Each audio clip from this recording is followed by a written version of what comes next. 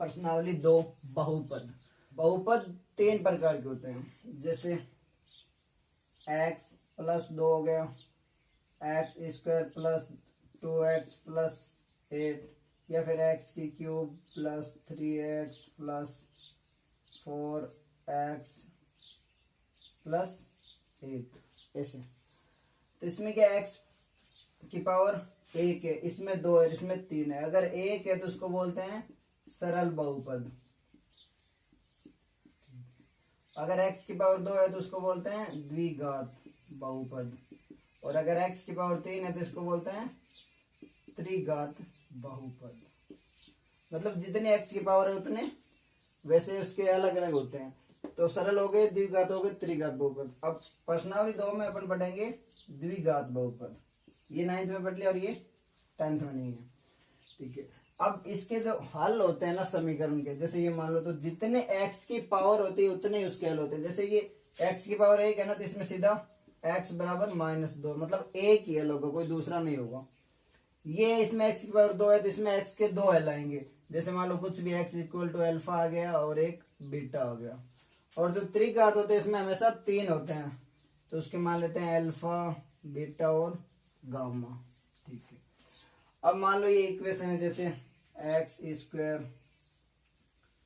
Plus 2x plus 8, ठीक है। तो इसको मान लेते हैं p बराबर ये।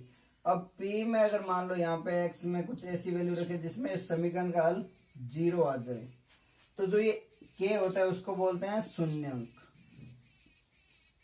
शून्य क्या होता है, जैसे किसी इक्वेशन में अगर किसी वैल्यू रखने पर पूरी इक्वेशन की वैल्यू अगर 0 आ जाए तो उसको शून्य बोलते हैं। जैसे मान लो ये इक्वेशन है एक्स स्क्वायर -4, तो x बराबर 2 रखने पर 0 आ रहे हैं। जैसे p2, तो 2 का स्क्वायर -4 बराबर क्या होगा, 4 - 4 यानी 0।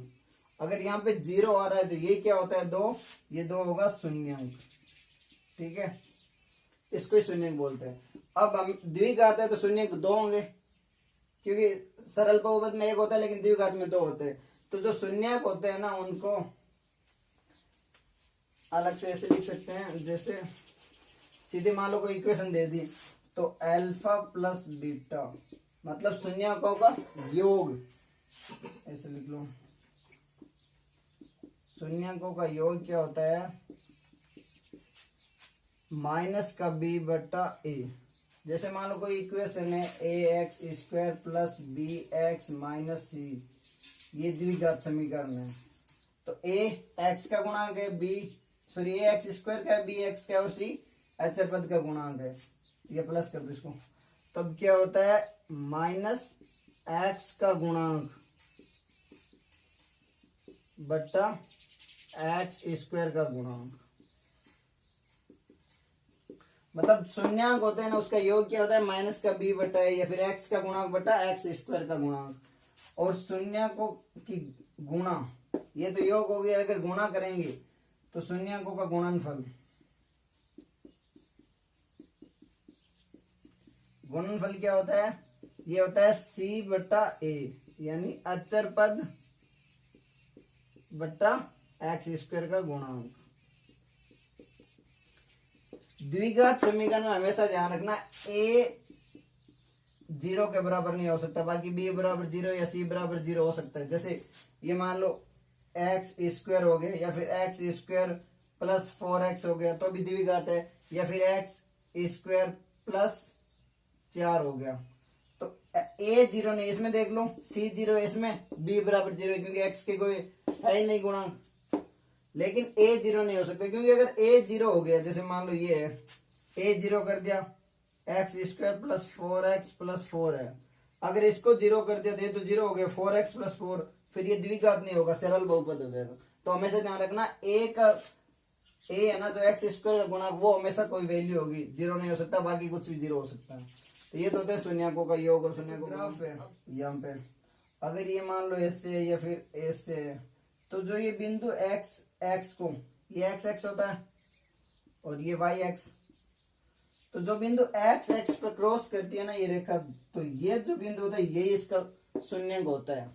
ये मान लो जैसे 1 है या फिर 2 है या कुछ भी है, जो भी है, तो यही इसका शून्यक होता है। अगर मान लो सीधा ग्राफ दिया गया है तो शून्यक निकाल सकते हैं, ये फिर अगर इक्वेशन दी है तो ऐसे गुणक निकाल सकते हैं।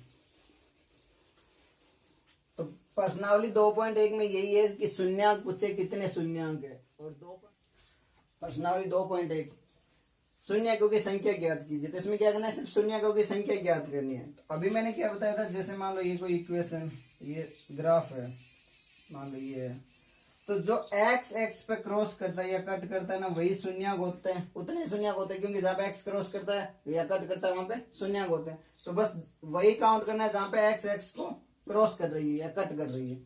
इसमें एक्स को कट कहीं नहीं कर रही, तो इसमें शून्यकों की संख्या क्या होगी, 0 होगी। क्यों होगी, क्योंकि ये कहीं पे भी एक्स एक्स को कट नहीं कर रही है। ये दूसरा, इसमें क्या हो रहा है, एक जगह कर रही है, तो इसमें शून्य कितने होंगे, 1 होंगे, क्योंकि ये एक्स एक्स को एक जगह से कट कर रही है। और ये तीसरा, इसमें क्या है, 1 2 और 3, तो इसमें शून्य कितने होंगे, 3 होंगे, क्योंकि ये एक्स एक्स को 3 जगह से क्रॉस कर रही है। तो वही होता है शून्य हमेशा जहां पे एक्स एक्स को क्रॉस करती है, वाई एक्स का कोई लेना देना नहीं। अब प्रश्नावली 2.2 पहला क्वेश्चन क्या है, निम्न द्विघात बहुपदों के शून्य ज्ञात कीजिए और शून्यकों तथा गुणाकों के बीच संबंध की सत्यता की जांच कीजिए। तो पहले शून्य ज्ञात करना निकालना है। पहले तो शून्य क्या होता है, शून्य निकालने के लिए पहला तो है गुणनखंड विधि, या तो गुणनखंड विधि से निकाल सकते हो या फिर श्रीधराचार्य फॉर्मूला उससे भी निकाल सकते हो। ये दोनों चौथी प्रश्नावली में अच्छे से पढ़ेंगे। तो गुणनखंड विधि में क्या होता है, जैसे ये है तो इसको ऐसे तोड़ो कि जोड़ने पर तो आए -2x और गुणा करने पर आए 8x², ठीक है। और श्रीधराचार्य एक फॉर्मूला होता है -b प्लस -√b² - 4ac/2a। इस फॉर्मूले से निकाल सकते हो। तो ए बी सी क्या है, यहाँ पे a बराबर कितना है 1, b बराबर 2 और c बराबर 8। तो इस फॉर्मूले से निकाल सकते हो या फिर गुणनखंड विधि से। तो इसमें अपन गुणनखंड विधि से निकालते हैं, सीधा इसी से करते हैं। गुणनखंड में क्या है कि जोड़ने या घटाने पर तो आना चाहिए -2x और गुणा करने पर आना चाहिए -8x²। तो इसको ऐसे लिख सकते हैं x² - 4x + 2x - 8, क्योंकि अब जोड़ लो तो -4x + 2x क्या हुआ -2x और गुणा कर लो -4x + 2x - 8x²।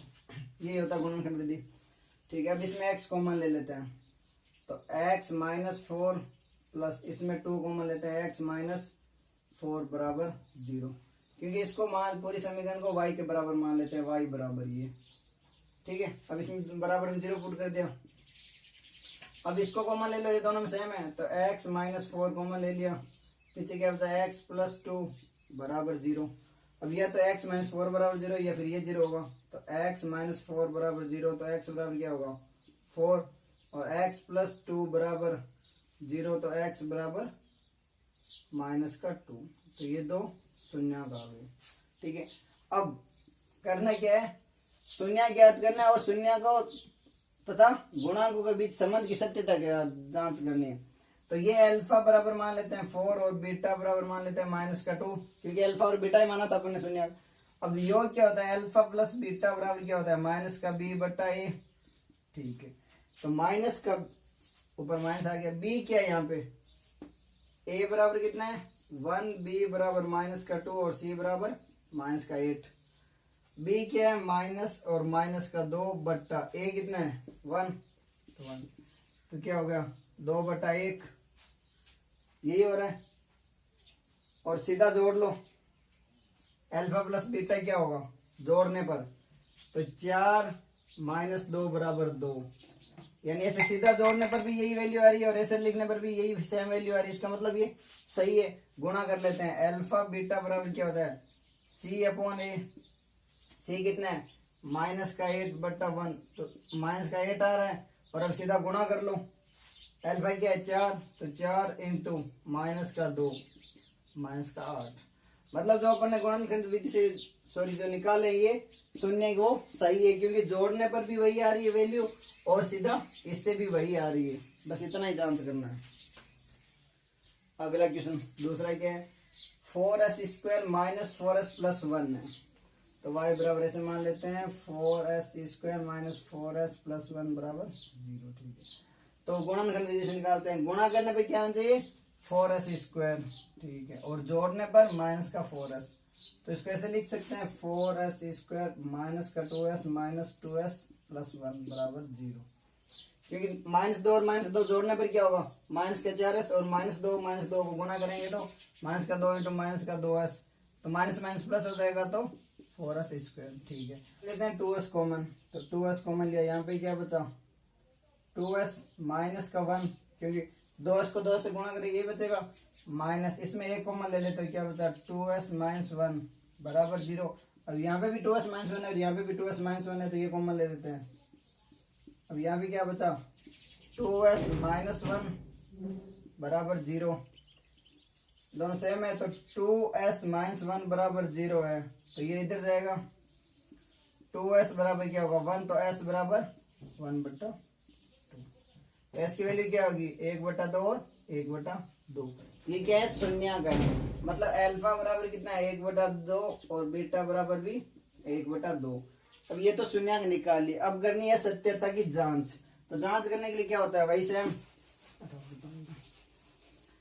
Alpha plus beta क्या बताया था, अल्फा प्लस बीटा बराबर माइनस का b/a, अल्फा प्लस बीटा ये जोड़ लेते हैं 1/2 प्लस 1/2 और यहाँ पे रखते हैं -2 माइनस, और एस बी की वैल्यू क्या है -4/a की वैल्यू क्या है 4, 1/2 और 1/2 क्या था 1, और ये क्या होगा माइनस माइनस प्लस होगा, 4 से 4 कैंसिल, 1 बराबर 1, मतलब सही है।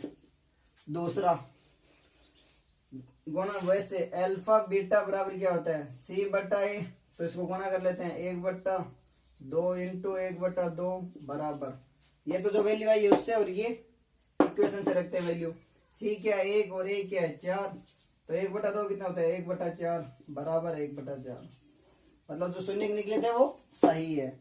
इस विधि से तो निकालना है और इससे सत्यता सिद्ध करनी है।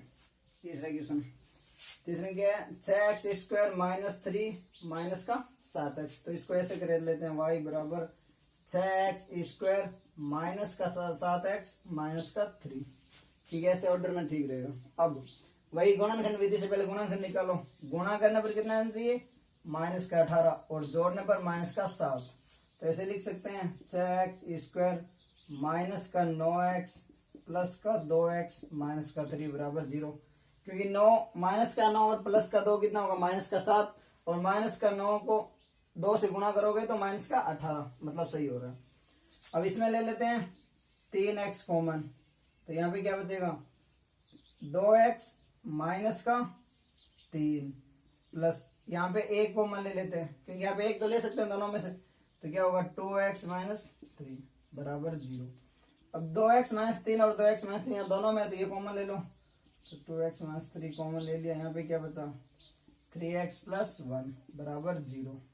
तब ये या तो ये होगा ये होगा, तो 2x - 3 बराबर 0, तो 2x बराबर 3 यानी x बराबर 3/2, एक वैल्यू दी आ गई ये, और दूसरा 3x + 1 बराबर 0, तो 3x बराबर -1 यानी x बराबर -1/3, यानी क्या हुआ अल्फा बराबर कितना है 3/2 लिख सकते हैं, और बीटा बराबर -1/3, ये तो आया है। अब इसको सिद्ध करना है, ठीक है, अल्फा और बीटा की वैल्यू आ गई। अब सत्यता की जांच करते हैं।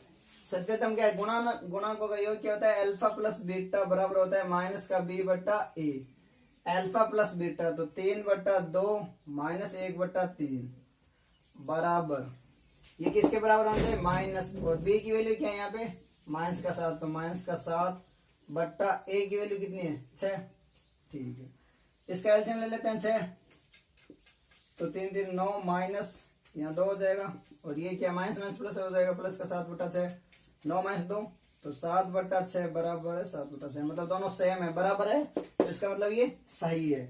अब दूसरा, ये तो गुणांकों का योग और दूसरा है गुणांकों की गुणनफल, तो अल्फा बीटा बराबर क्या होना चाहिए c/a, गुणा कर लेते हैं 3/2 अल्फा की वैल्यू, और बीटा क्या है 1/3 माइनस का, ठीक है, बराबर c क्या है यहाँ पे -3, तो -3/a क्या है 6, 3 से 3 कैंसिल, तो -1/2 बराबर, ये भी कट रहा है -1/2, तो ये सही।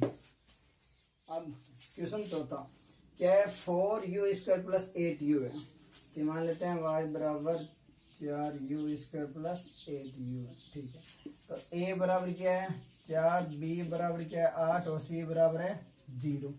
ठीक है, क्योंकि यहाँ पे ऐसे पद है नहीं। अब और u प्लस 8u बराबर 0 है, तो यहाँ पे 4u कॉमन ले सकते हैं,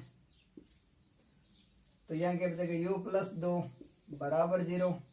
तो 4u बराबर 0 है तो u बराबर 0 हो जाएगा, और u प्लस 2 बराबर 0 है तो u बराबर माइनस का 2, क्योंकि यहाँ पे ऐसे पद है नहीं तो सीधा ये ऐसे कर सकते हो। ठीक है, अब अल्फा कितना है, अल्फा बराबर 0 और बीटा बराबर माइनस का 2। ये तो आगे शून्यांक। अब शून्यांकों की सत्यता की जांच करनी है, तो सत्यता पहले क्या होता है, अल्फा प्लस बीटा बराबर होता है माइनस का b बट्टा a।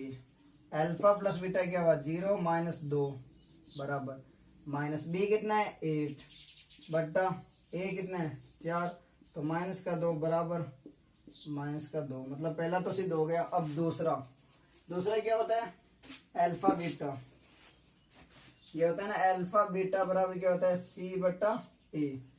अल्फा क्या है 0, तो 0 इंटू बीटा क्या है माइनस का 2 बराबर, यहाँ से क्या है 0 बट्टा 4। 0 से किसी को गुणा करोगे तो क्या होगा 0, और 0 में अगर किसी का भाग दोगे तो भी 0, मतलब ये बराबर आ रहा है, तो ये सही है। अब पांचवा क्या दे रखा है t² माइनस 15 दे रखे, तो इसको ऐसे लिख सकते हैं t² माइनस 15 बराबर 0। तो यहाँ पे a बराबर कितना है 1, क्योंकि t का गुणक, b बराबर कितना है 0, क्योंकि t में कोई है नहीं, t² है, t की कोई वैल्यू नहीं है, और c बराबर कितना है माइनस का 15। ठीक है, अब t² बराबर क्या होगा, ये उधर जाके प्लस हो जाएगा, तो t बराबर क्या होगा √15, और ये प्लस माइनस, क्योंकि जब स्क्वायर हटता है तो प्लस माइनस होता है। ठीक है, तो t की वैल्यू ये आ गई, यानी अल्फा बराबर कितना है, एक बार प्लस का √15 और एक बार माइनस का √15। ठीक है, अब सत्यता की जांच करते हैं। तो पहला क्या होता है अल्फा प्लस बीटा बराबर माइनस का b बट्टा a। अल्फा कितना है प्लस का √15 और बीटा क्या है माइनस का √15 बराबर b कितना है यहाँ पे 0 बट्टा a कितना है 1। प्लस और माइनस 0 हो जाएगा क्योंकि दोनों वैल्यू सेम है, तो 0 बराबर 0, पहला तो सही हो गया। दूसरा अल्फा बीटा बराबर क्या होता है c बट्टा a, ये होता है अल्फा बीटा। तो अल्फा क्या है प्लस का 15 रूट इंटू माइनस का रूट में 15 बराबर c कितना है माइनस का 15 बट्टा a कितना है 1। अब दो संख्या सेम है, तो सेम संख्या जैसे मान लो ये √a इंटू √a, तो क्या होता है a होता है, क्योंकि दो बार करने पे स्क्वायर होता है, ये होता है जैसे रूट में आ जाएगा और a स्क्वायर हो जाएगा, तो a² और रूट कैंसिल हो जाएगा, तो ये a हो जाएगा। तो यहाँ पे कितना है प्लस माइनस है तो माइनस हो जाएगा 15 बराबर माइनस का 15, तो ये सही है। मतलब इसमें कुछ नहीं करना है, पहले सिर्फ रूट सही ये निकालना है शून्यांक, और फिर शून्यांक को सत्य साबित करना है, क्योंकि शून्यांक ये आए और इस ये दो ही होता है, शून्यांकों का योग ये होता है और ये गुणनफल ये होता है। अगला क्वेश्चन छठा क्या है 3x² माइनस x प्लस 4 है, तो ऐसे लिख लेते हैं y बराबर 3x² माइनस x प्लस 4 बराबर 0। इसमें क्या है a बराबर कितना है 3, b बराबर माइनस का 1 क्योंकि x का गुणांक 1 ही है, और c बराबर कितना है 4। ठीक है, तो अब इसको गुणनखंड विधि से गुणा करने पर कितने आने चाहिए 12, और जोड़ने पर माइनस का 1, तो ये लिख सकते हैं 3x² माइनस का 4x प्लस 3x प्लस 4, क्योंकि माइनस का 4x प्लस का 3x है, जोड़ेंगे कितना होगा माइनस का x और गुणा करेंगे तो माइनस का 12x²। यहाँ पे कितना आ रहा है 12, और ये माइनस का 4 है, हाँ ये माइनस का 4 हो गया। यहाँ पे कितना हो गया माइनस का 12 आना चाहिए गुणा करने पे। ठीक है, ये माइनस होगा यहाँ पे। अब यहाँ से ले लेते हैं x कॉमन, तो ये पीछे क्या बचेगा 3x माइनस का 4 प्लस यहाँ से ले लेते हैं 1 कॉमन, तो क्या होगा 3x माइनस का 4 बराबर 0। ये दोनों में कॉमन आ रहा है तो 3x माइनस का 4, और ये क्या होगा x प्लस 1 बराबर 0। ठीक है, अब 3x माइनस 4 बराबर 0, और एक बार ये x प्लस 1 बराबर 0 होगा, तो ये क्या होगा 3x बराबर 4, क्योंकि ये इधर जाएगा प्लस का हो जाएगा, तो x बराबर क्या होगा 4/3, और यहाँ पे x बराबर माइनस का 1। तो अल्फा कितना आ गया 4/3 और बीटा आ गया -1। ठीक है, अब सत्यता की जांच करनी है। अल्फा बीटा क्या होता है? पहला, अल्फा प्लस बीटा बराबर क्या होना चाहिए? -b/a होना चाहिए। अल्फा कितना है? 4/3 प्लस बीटा क्या है? -1 बराबर माइनस बी कितना है यहाँ पे? -1 बट्टा ए कितना है? 3। ठीक है, अब इसमें एलसीएम ले लेते हैं 3, तो 4, ये -3 बराबर यहाँ क्या है? माइनस माइनस प्लस हो जाएगा 1/3, और 4 - 3 गया तो 1/3 बराबर हो गया 1/3। मतलब ये सही है। दूसरा, गुणनफल क्या होता है? अल्फा इंटू बीटा बराबर क्या होता है? c/a। तो अल्फा कितना है यहाँ पे? 4/3, तो 4/3 इंटू बीटा क्या है? -1 बराबर c कितना है यहाँ पे? 4 बट्टा a कितना है? 3। ठीक, c -4 है सर, -4 है। तो ये क्या होगा? -4/3 बराबर -4/3। ये भी सही है। बस ऐसे ही करना है, कुछ नहीं।